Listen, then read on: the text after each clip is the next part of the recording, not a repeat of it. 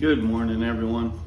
Just wanted to show you something I put on my AR here, just in case you're wanting to buy it. There was one thing I found out about it that was interesting. I'm glad I found it out here, not at the range. I put on the Tyrant CNC Buttstock. I really like it because I wanted more of this angle. That's why I picked it, and it's red. Those are my business colors. But regardless, the one thing I did find out, where to go, here it is. When I put it on there, I use QD sling connectors. Let me show you this one. Just goes to prove that QDs are not made the same by everybody.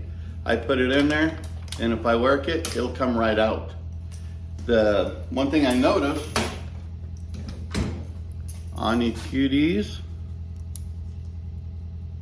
oops, let me turn that one around, sorry. Where the balls are for connection, there we go, there's a good shot.